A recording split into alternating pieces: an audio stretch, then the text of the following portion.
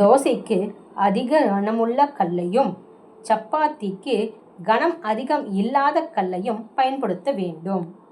எந்த துவையல் அரைத்தாலும் அவற்றுடன் சிறிது கொத்தமல்லி தழையை போட்டு அரைத்தால் மிகவும் சுவையாக இருக்கும்.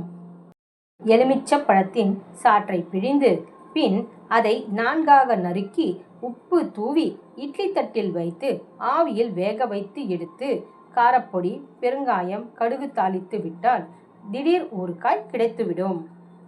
பூண்டை தனித்தனியாக பல்லாக பிரித்தெடுத்து வாணலியில் நன்கு வதக்கி பின் உரித்தால் எளிதாக உரிக்கலாம்.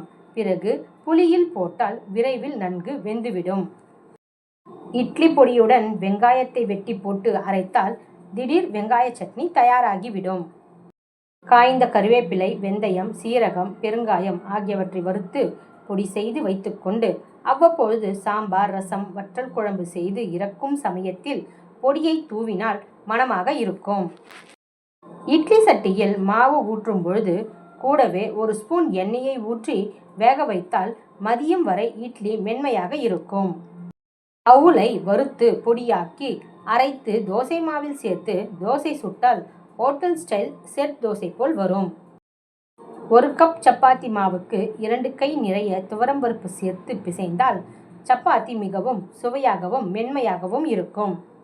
வெண்பொங்கல் செய்யும் பச்சரிசியை லேசாக வறுத்து 1/2 மணி நேரம் ஊற வைத்து பொங்கல் செய்தால் குழையாமல் வரும்.